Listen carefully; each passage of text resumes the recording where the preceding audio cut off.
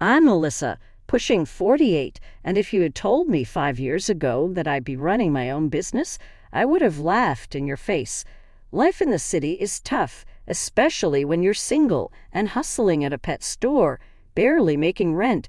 But here I am, the owner of Urban Paw, a pet care agency born out of necessity when the world turned upside down during the pandemic.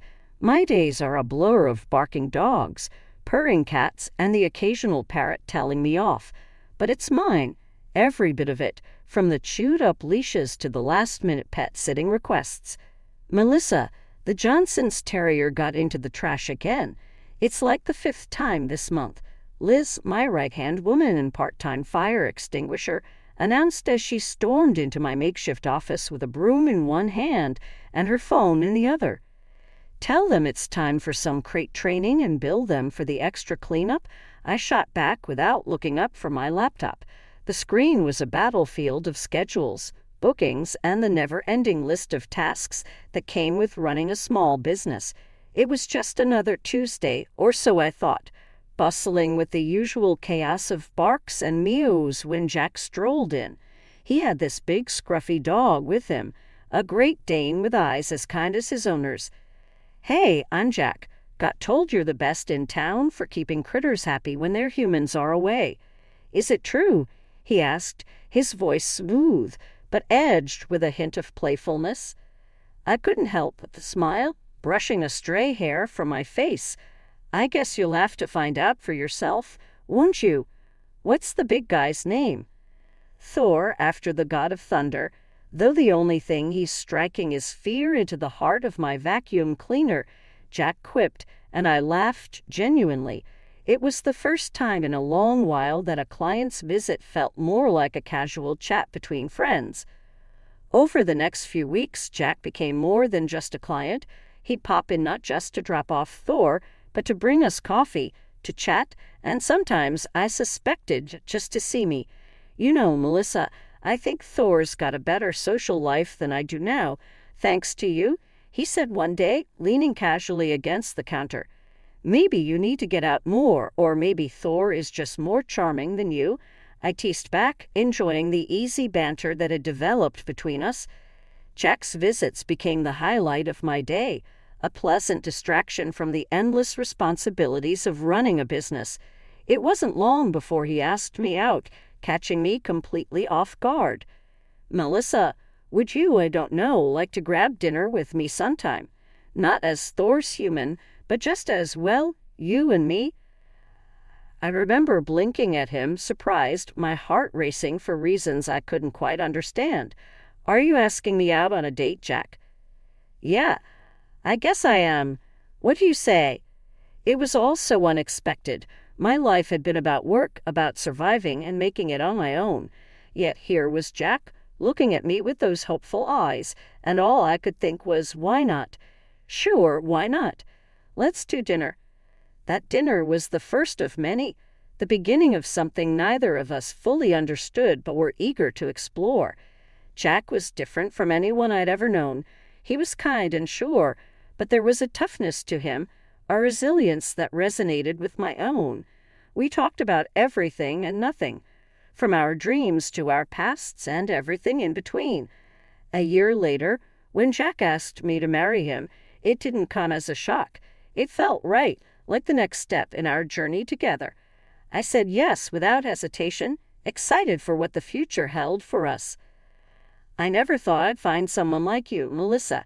You've changed my life in the best possible way," Jack said, his voice thick with emotion. "And you've given me a reason to believe in love again. Jack, I can't wait to see where this adventure takes us." I replied with my heart full. Our engagement was a testament to the unexpected twists life can throw at you. From the moment Jack and Thor walked into my life, everything changed. I found love, companionship, and a sense of belonging I hadn't realized I was missing.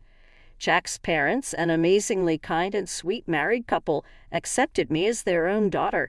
Sometimes we'd visit them. I helped Jack's mother set the table while Jack and his father discussed another basketball game. It felt real, you know. Life's funny.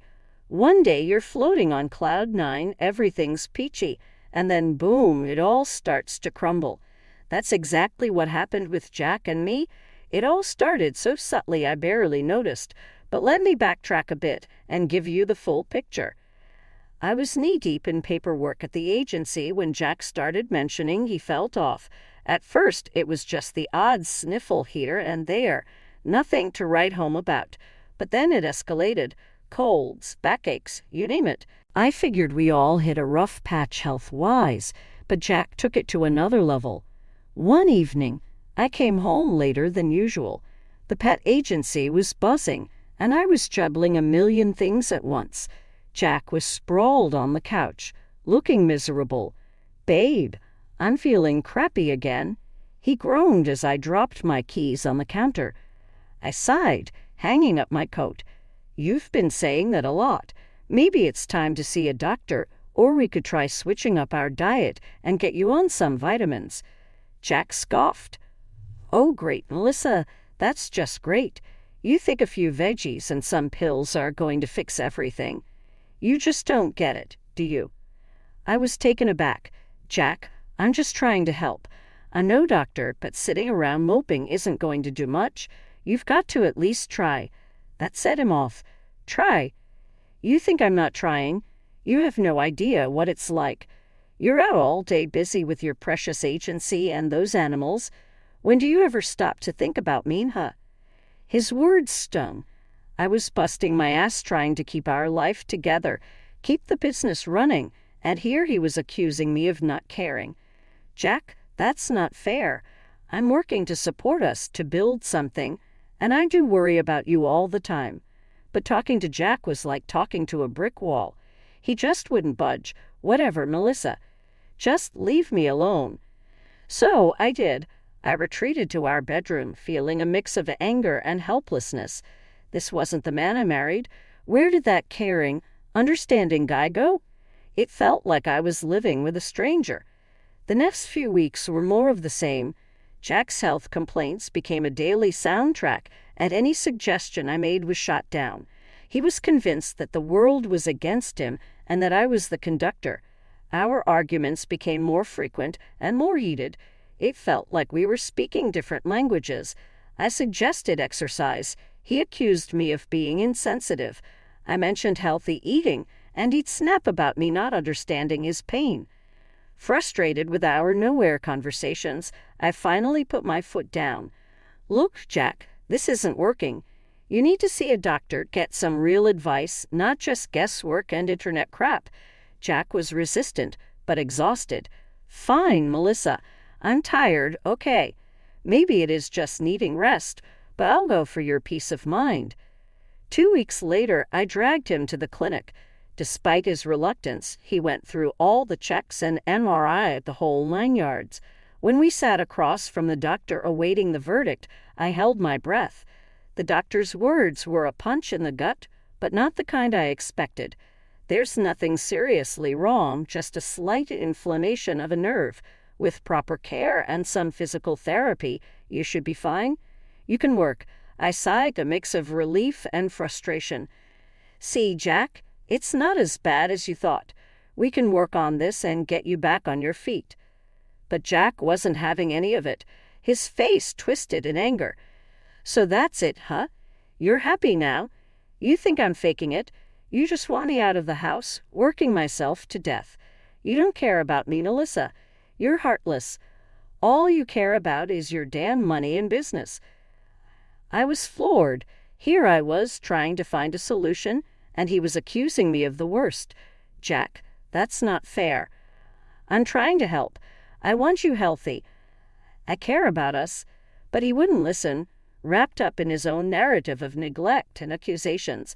There I was, standing at a crossroads, wondering how love had turned into a battleground of wills. Life at home had become a marathon, one I hadn't signed up for but was running every day. Work at the agency kept me chained till late, juggling clients and pet emergencies like a circus act. By the time I got home, the real work began. Jack's dog Thor needed walking, a task Jack conveniently forgot existed. So I trudged through the neighborhood, leash in hand, trying to decompress from the day. Once back, the kitchen called my name. Cooking wasn't just about feeding us, it was my moment of zen.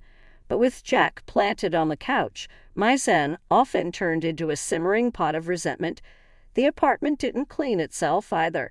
While I scrubbed and sorted, Jack became part of the furniture, an immovable object glued to whatever screen caught his fancy.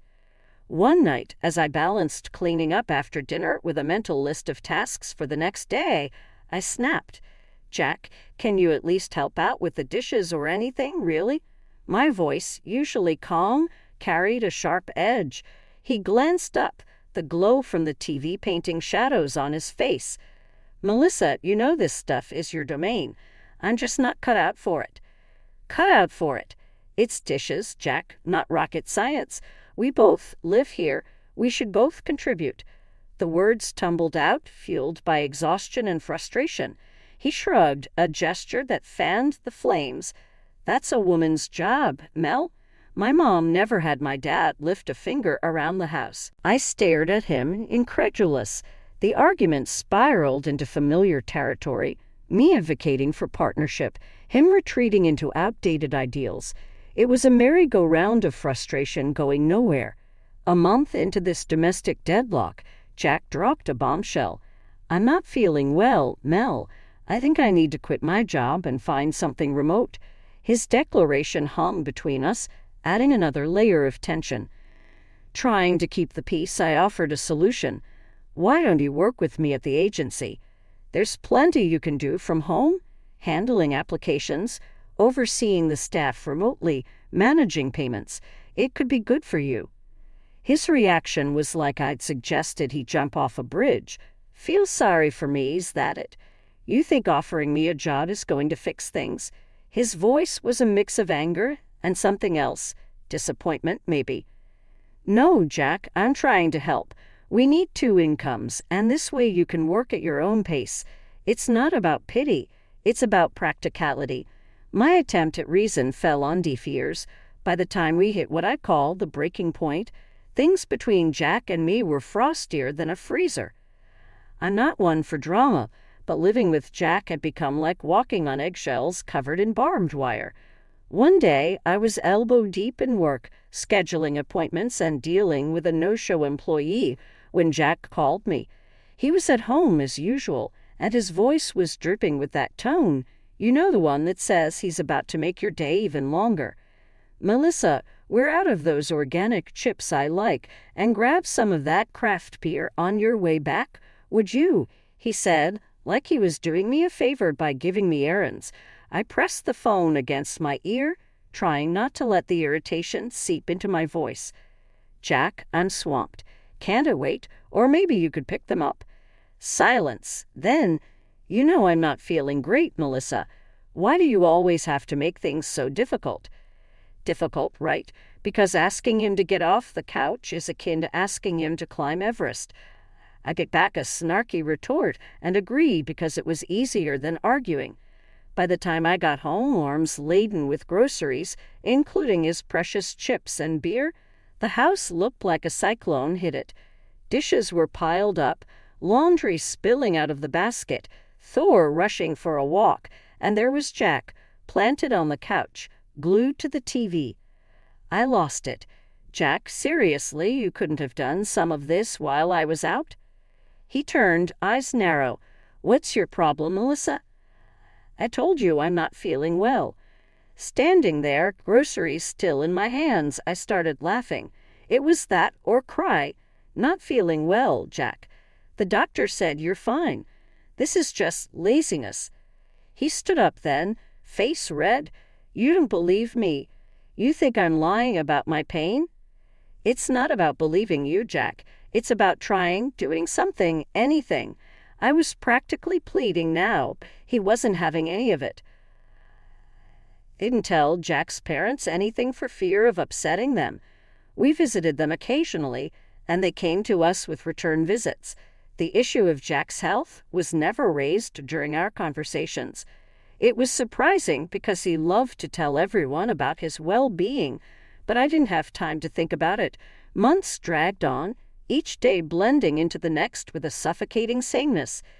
Jack was still home, glued to the couch, under the guise of looking for remote work. Health excuses became his shield against any form of employment outside the house. It was like living with a ghost who occasionally raided the fridge or flicked through channels. Then, out of the blue, he came up with this grand plan. "Babe, Mom's birthday's coming up. I booked a table at She Fancy. You'll cover it, right?" His nonchalance about dropping a bomb like that was astounding.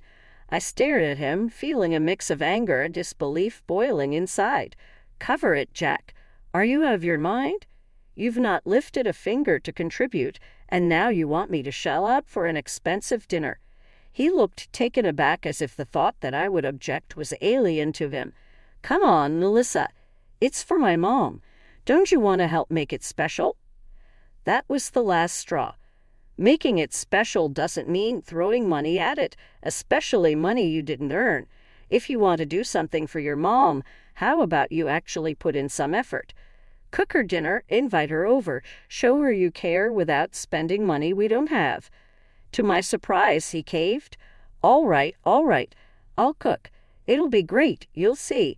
Suddenly, the affectionate and attentive Jack I remembered from our early days made a brief reappearance. It was enough to kindle a flicker of hope in me. Maybe this was the turning point. Maybe things could get back to how they were. But life has a way of dashing hopes with efficiency. On the day of the big dinner, I was slammed by a nasty bug, head pounding, legs aching, the works. I could barely stand up straight. Leaving work early, I dragged myself home, dreading the evening ahead. Walking through the door, I found Jack exactly where I left him that morning, planted on the couch. "Jack, I'm really not feeling well. How's dinner coming along?" He didn't even have the decency to look embarrassed. Oh, my back's acting up again. Can't stand, let alone cook. Maybe we can just do the restaurant thing." I was floored. "You've got to be kidding. I'm barely standing here, Jack, and you want to go out. We can't afford that dinner." He had the gall to look annoyed. "Well, what do you want me to do, Melissa? Magic up a meal? You know how my back is." The truth hit me like a ton of bricks. Jack was never going to cook that dinner. It was all just another one of his games, a deception dressed up in false promises. Standing there, feeling like my body was at war with itself, I told Jack how sick I felt, hoping for a sliver of sympathy, maybe even a touch of care. But what I got was a cold shoulder. "If you're too sick to cook, then just stay home," he said, his voice void of any warmth. "I'll take my folks out to eat. Just give me the money for the restaurant." I was floored. The audacity, the sheer lack of empathy, left me speechless. Arguing was the last thing I had the energy for, so I swallowed my pride along with some antipyretic, hoping it would quell the fever enough for me to stand in the kitchen without passing out. I started on the main course, my movements sluggish, every stir of the pot a monumental effort. To make things easier, or so I thought, I ordered some snacks from the cafe down the street.